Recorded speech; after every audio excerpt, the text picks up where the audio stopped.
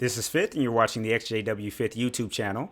On today's episode, I'll be speaking with Marcus. Marcus is a former Jehovah's Witness elder from the country of Brazil. So, Marcus, first of all, thank you very much for taking time out to speak with me. Hi, Cliff. Thanks for having me here. It's my Thank pleasure. you. All right, so let's get into a little bit about your background as one of Jehovah's Witnesses. How is it that you became affiliated with the group? Well, I was a Catholic, and at the age of 11 or 10, my mom decided to study the Bible, and I also started studying the Bible with her. And after a while, we started going to the Kingdom Hall. So when you say we, you're describing your entire family. No, just me and my mom. Oh, just you and your mother. Okay. I, Yeah, s- at first, just me and my mom. I see. And you all became regular at the meetings, I assume? You started attending all of the meetings? Yes, we started to go to all the meetings, Hmm. and after like a year or so, my dad decided to attend the meeting for the first time, Mm, and he also started studying the Bible, became Jehovah's Witness. I see. So how old were you when you got baptized as one of Jehovah's Witnesses? Cliff, I was 14, at the age of 14. 14 years old. I my friends started getting baptized. They were a year or so older than me, Hmm. and I also decided to do the same. So I'm going to venture out and say that you probably didn't understand the full weight of that decision at the age of Yeah, 14. not really. I was 14. I was just Right. a young boy. Yeah, so I didn't realize how bad it is, for example, fellowship and things like that. Hmm. I see. Okay. So later on, obviously, we mentioned that you were an elder, but I know you regular pioneered at a certain point. How old were you when you started regular pioneering? I was 16. I started being a regular pioneer from 16, I believe, to 18. Okay. Yeah, for 2 years. Yeah, 16 to 18. Okay. And then how yeah. about becoming a ministerial servant? At 18, just the first after the first visit, I became a ministerial servant here in Mm. Brazil. Okay. Yeah, Okay. And then how old were you when you became an elder? an elder. I was an elder when I was 27, 27. Okay. 26 to 27. Yeah. Which is a young elder, wouldn't you say? I mean, that's Yeah, but it's relatively very young. common here in Brazil. Mm. It's very common here in Brazil. After 25, most servants, mysterious servants, become an elder here. I see. And obviously, Marcus, we're doing this interview in English, although Portuguese is your first language, and you're clearly fluent in English. I understand that that has something to do with the fact that you moved here to the United States and resided here for a little while. Yes. I got married at the age of 20, and me and my wife, we have family in San Francisco Bay Area, Okay. so we decided to start our life as a married couple in U.S. So then I start to study English in California. Wow. Well, you definitely mastered it for sure. Um, Thank you, buddy. okay. So once you were in the United States, were you in an English congregation or was there a Portuguese congregation? You continued to attend the meeting. So where did you go? I was attending at New Peters in California. There is Okay. a Portuguese congregation there. I was there with the brothers there. Okay. And I understand that you even started the group. You had a hand in starting the Portuguese group there. Yeah, me, my wife, another couple, Hmm. and the brother. Um, we start making research, doing research to find Brazilian people in the Bay Area, San Francisco Bay Area, and we decided to preach it to those Brazilians there, and some Portuguese people, mostly Brazilians. And then after like 4 or 6 months, we start a group there, and that group now is a congregation. Right. And I could definitely attest to that. I'm actually familiar with that particular congregation, just being a member of the Portuguese. congregation, it's kind of a small group. So you get Yeah. to know where the congregations are located. So that's amazing. So you were actually instrumental in starting that group that is now a decent sized congregation. Now, did you remain in the United States for very long, or at what point did you go back to Brazil? Look, Cliff, we stayed there for only 4 years. After that, we decided to go to help the congregations Hmm. where the need is great. So we decided to move back to Brazil. I We see. came back here in 2006. So, Marcus, I would Okay. imagine that you moving from the United States back to the area in Brazil, based on what you've told me, that would have been a large financial sacrifice. You were giving up the opportunity to make some money and maybe have a life that will be more comfortable here in the United States compared within Brazil. Yet you and your family still went back to Brazil. What was the motivation for that? Well, we just wanted to help more people to get inside the organization. We thought that this organization was God's organization, so we were willing to make any sacrifice necessary. I see.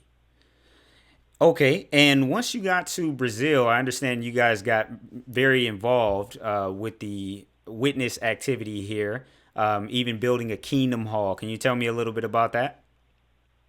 Yeah, unfortunately, we helped to build a kingdom hall in a place or area that we bought, and then we didn't give that area. We passed that area, sell for a low price for the organization, and I was the coordinator of the construction there. Wow, Also, I helped to uh, start a group in Spanish here in Belo Horizonte, a city here. So we were really involved in doing a lot for this organization. wow. So it's clear that you guys were really serious about this religion, and you guys were willing to change your lives around and do whatever it took to further the message and to continue to try to get Yeah. more people into the organization because you felt that it was a life saving work and you really wanted to help people. So from that point, when was the first time that you started having doubts or things started to bother you about the organization and about your beliefs? Well, Cliff, at first, I can say until I was almost 30, I believed that this organization was perfect. But after a while, especially after being an elder and having the CEO visit, having meetings with him or with them, and also especially when we had serious problems with the congregation or even between the body of elders, I realized that these CEOs were more interested in eat, they were more interested in having the things that they wanted than to help us or help even the brothers that were there paying for everything they had. I see. That was one thing. Right. So they weren't quite serving the congregation. You started to kind of notice that it was more just about who they were and maybe their position, if I'm Yeah. understanding you right. For, yeah. For me, they were more like a king. Mm, Here in Brazil, I can say about Brazil, if there is any Brazilian watching this, and he knows that the CEOs here, they are a little bit different than CEOs in the US. So here, the way I see, in my opinion, they act more like a king. That when they come, they do whatever they want, they say whatever they want. wow. Okay, so you started to notice that, and I imagine there were other things, right? As far as maybe in the publications, did you start to see any issues with some of the teachings? Yes, especially when I was conducting the Watchtower, and some paragraphs they were used to indoctrinate, and to put the brothers and myself and my family in a position that we cannot think. We need to read that thing, even though it's not biblical. You need to answer, and as is in the paragraph. I was always conducting the Watchtower. It Mm, was rare. where I was just giving a comment. But when I was conducting the Watchtower, I was trying to help the brothers there to see the good things about the Bible.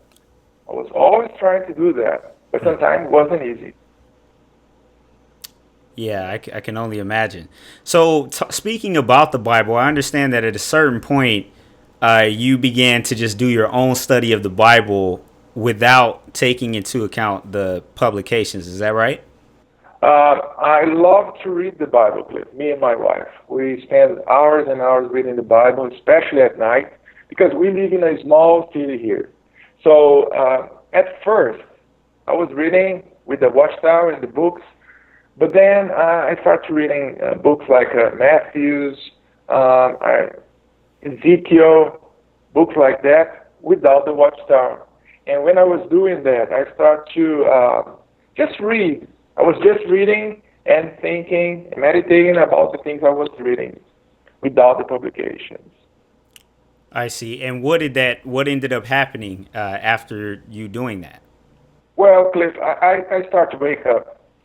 I start to see things in a different way. I was reading the Bible. For example, I was reading about Jesus Christ, the way he was forgiving, and then I was an elder judging and judging and judging. So I start to see the difference between Jesus and the way that we, as elders and CEOs, were acting. I see. Okay. And what was the next step? What happened next? I started reading about the Armageddon, and I remember the convention in 2015, I guess. Yeah, 15 or 16. Some brothers were in the basement there, and I knew that that wasn't the Bible. Also, here in assemblies and conventions, sometimes you see the speakers talking about Bethel as Jerusalem.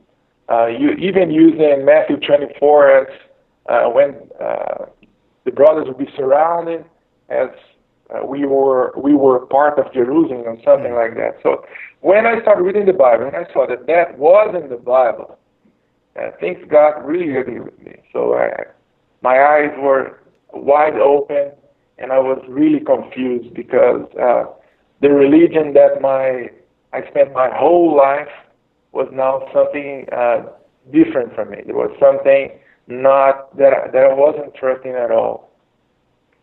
Wow.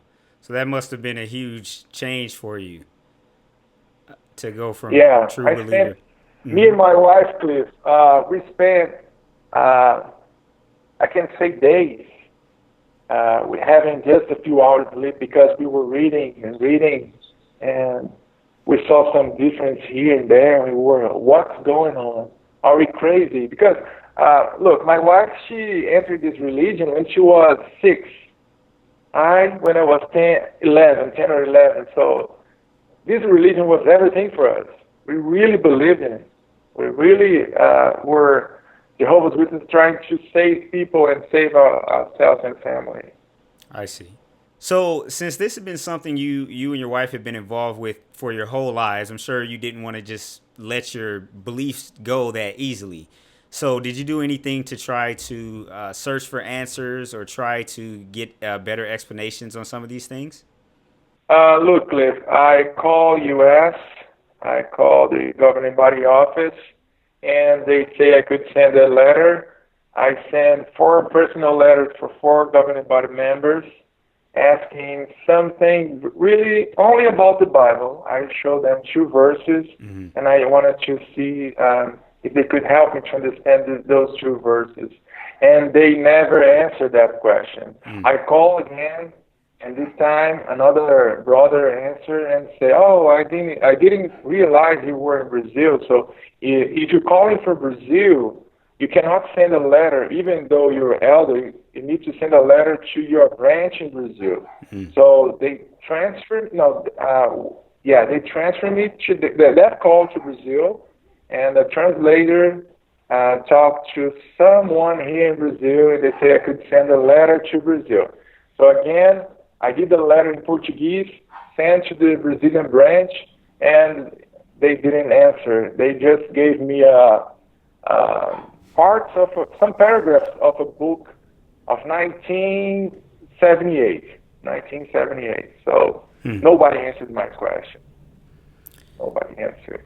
So when you wrote those letters to individual governing body members, you truly you really believed that those that these men would care about your question and would make sure. 100%. Yeah. Wow. That's incredible. Yeah. So after you didn't get satisfying answers, and they ended up sending you to the Brazil branch, who just sent you some paragraphs that didn't answer your question. How did that make you feel at that time? Really bad. Really, really bad, because I was completely lost. Right. Because they were, for me at that time, like brothers of Jesus. I can say that. People that were really interested in the Bible, wanted to help all the brothers, and I thought they were interested in the end of the world. The verses were all about that. Okay. But they didn't answer, so it was not good for me. Actually, it was good. I was waking up. Really good. No. Right. Understood. So obviously, your wife would have been aware of this, because it sounded like you guys may have had some of the same questions. Did you talk to anybody else about some of the issues you were having with the organization? Yes, I told my close friends, all close friends, some family members. I even showed them the letters, especially those friends that were elders. And I even talked to the CEO. I talked a little bit to my CEO about it.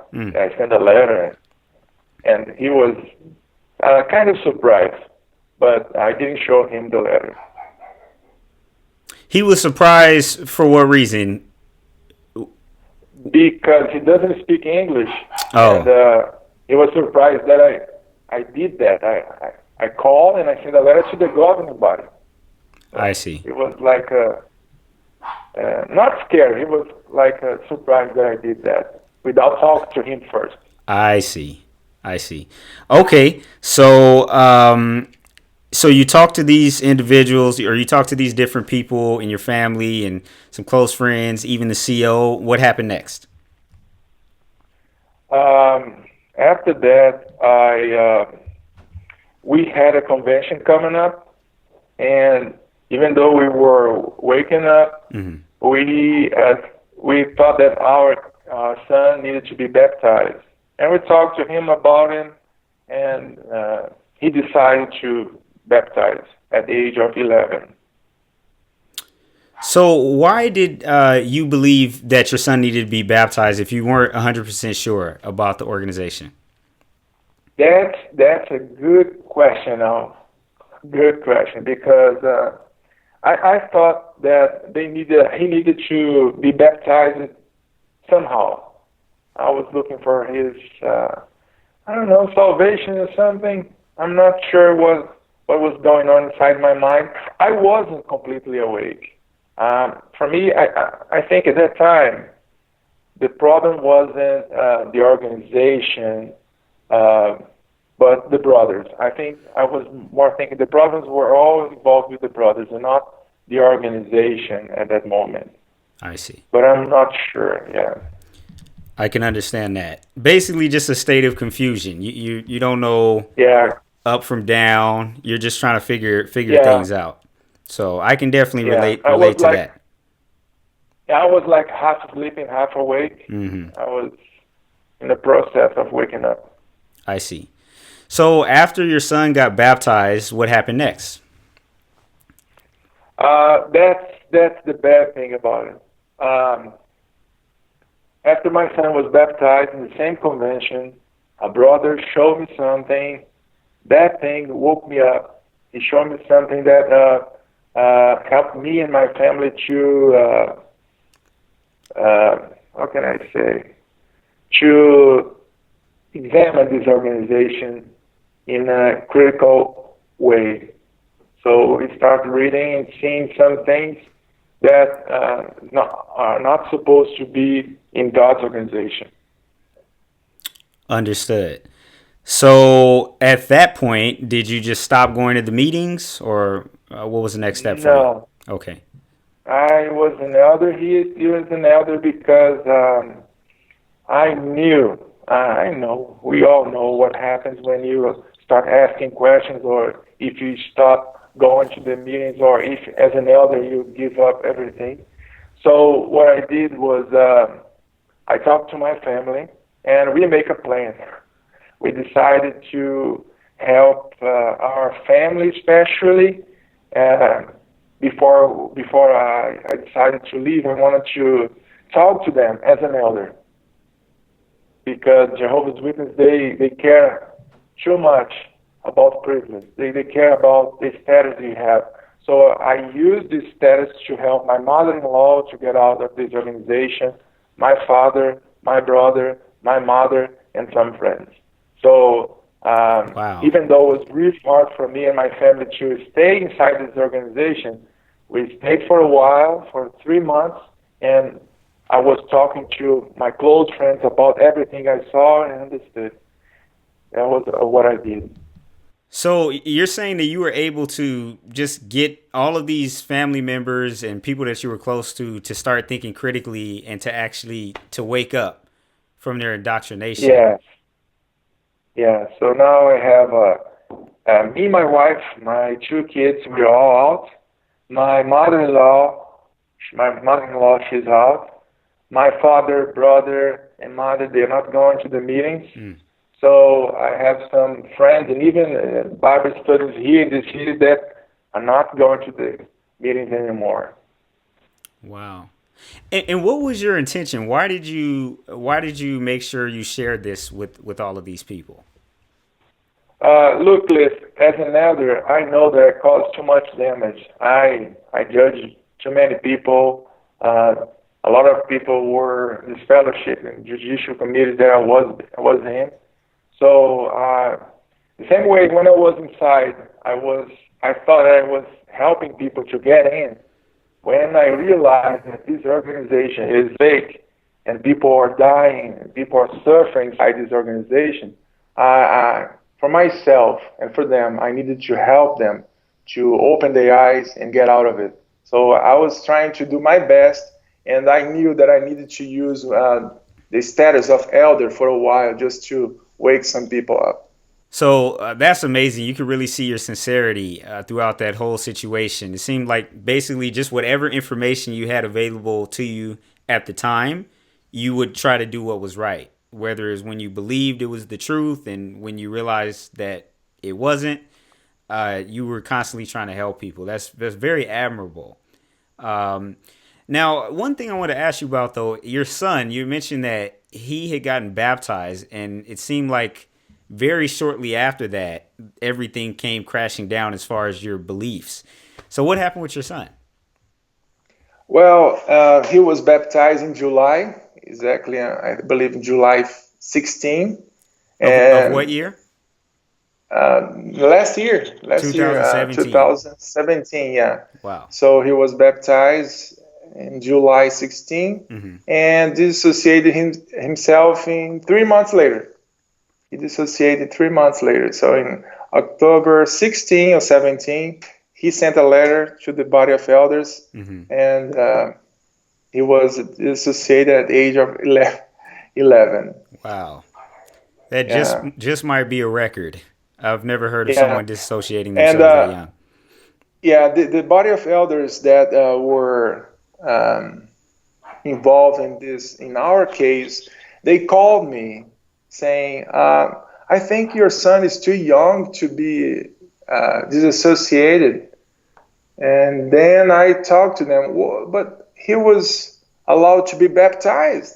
So it was his decision when he came in, and it is his decision now that he's going out. Wow. You need to you need to respect his opinion. We don't want to be part of this organization anymore." I think he's one of the youngest uh, people I know that stay only for 3 months. It is associated at the age of 11.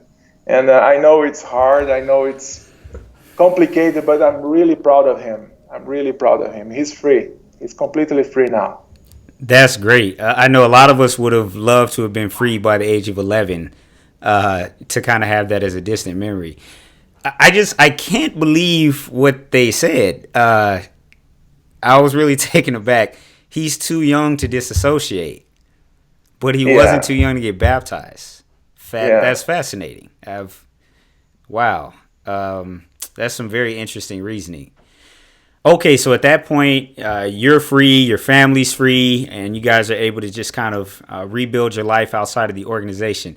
Just to kind of understand the timing of everything, what was your last meeting? When was your last meeting as an elder?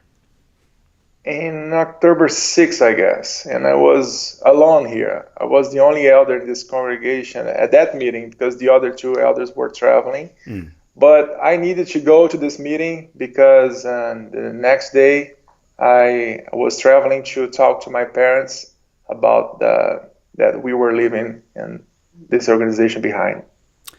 So we're recording this in April of 2018, and you're saying your last meeting as an elder, where you conducted basically the entire thing, was Yeah. about 6 months ago, give or take. Yes. Yeah. That's incredible, and you've really hit the ground running. I know you have your own video, both in English and in Portuguese, on your channel, and you're already making a huge contribution to those who are in the process of waking up. So that's amazing. Definitely want to commend you for that, and just express my gratitude, Thank you, buddy. for you doing that. So, as a person with so much experience and somebody who's just freshly out of this organization, what I ask every guest is, what is it that you would say to um, witnesses or former witnesses who are just recently figuring out that this is not the truth and are trying to rebuild their lives? Is there any advice that you would have for them? Well, I would say they need to feel free to do the research they need to do Mm-hmm. because the only way I got my freedom was after studying and checking everything and realizing that everything was wrong. So if you do your research, you feel that that organization is not what they say it is. I see. That's very good advice. And even for those who are watching it, who watching this video, who still may think that maybe it's the truth, it's still very good advice. Just do your research. If it's true, it will stand up, against any type of information or even potential criticism. So, what about the public? What do you think the public in general should know about Jehovah's Witnesses? They need to know that this is not just some religion.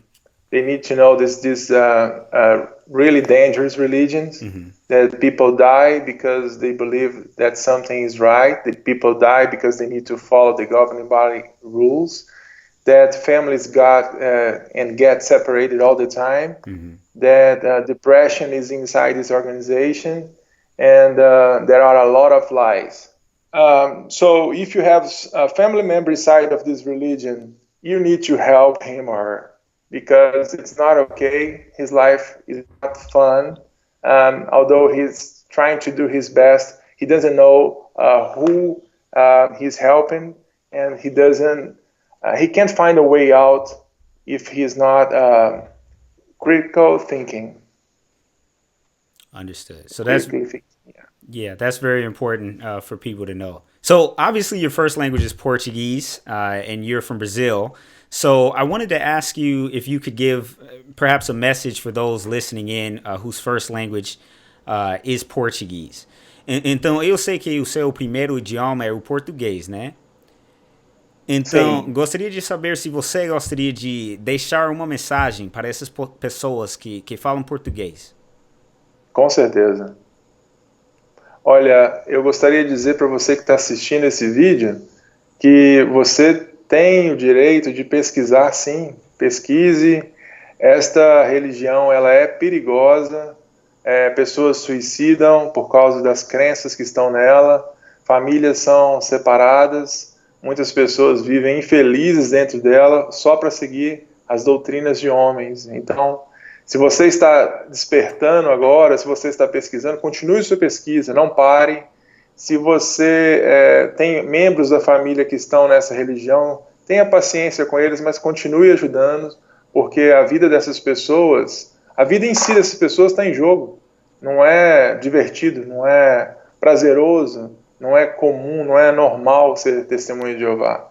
A pessoa está aprisionada em certos conceitos ali que talvez ela não consiga sair sozinha. Então, é importante pesquisar, é importante ajudar, porque essas pessoas estão tendo as vidas roubadas.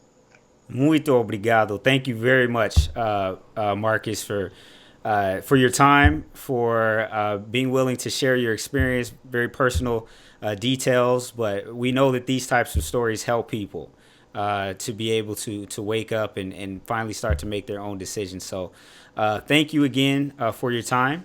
Thank you, Cliff.